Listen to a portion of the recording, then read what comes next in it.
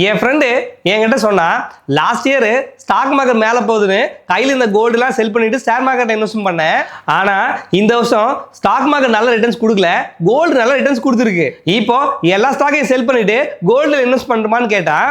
அவனுக்கு நான் என்ன சொன்னேன்னா, எல்லா அசெட்லையும் இன்வெஸ்ட் பண்ற மாதிரி மல்டி அசெட் ஃபண்ட்ல இன்வெஸ்ட் பண்ணுன்னு சொன்னேன். இந்த ஃபண்டு ஈக்விட்டி பிளஸ் பாண்டு, மூணாவதா கோல்டு பிளஸ் ரியல் எஸ்டேட்ல இன்வெஸ்ட் பண்றாங்க. இந்த ஃபண்டு மினிமம் 3 அசெட்ல இன்வெஸ்ட் பண்ணணும். ஃபியூச்சர்ல எந்த அசெட் இன்க்ரீஸ் ஆகுமோ அந்த அசெட்ல அதிகமான இன்வெஸ்ட்மெண்ட்டையும், டவுன் ஆகிட்டு இருக்கக்கூடிய அசெட்ல கம்மியான இன்வெஸ்ட்மெண்ட்டையும் பண்ணுவாங்க. ஒரு அசெட்ல மினிமம் 10% இன்வெஸ்ட் பண்ணணும் ரூல் இருக்கு. எந்த அசெட் மேல போகுதோ அதுல நீங்களும் இன்வெஸ்ட் பண்ணணும்னு நினைச்சீங்கன்னாக்கா இந்த ஃபண்டு உங்களுக்கு சூட்டபிளா இருக்கும். எக்ஸாம்பிளுக்கு ICICI Prudential multi asset fund, Tata multi asset fund, இது மாதிரி வேற என்னென்ன ஃபண்ட் இருக்குன்னு தெரிஞ்சுக்க கமெண்ட்ல ஃபண்டுன்னு டைப் பண்ணுங்க. பெரிய ரிஸ்க்லாம் வேணாம், ஆவரேஜா ரிட்டர்ன் கிடைச்சா போதும்னு நினைக்கிறேன். உங்க ஃப்ரெண்ட்ஸ் அண்ட் ஃபேமிலிக்கு இந்த வீடியோ ஷேர் பண்ணுங்க, கண்டிப்பா யூஸ்ஃபுல்லா இருக்கும்.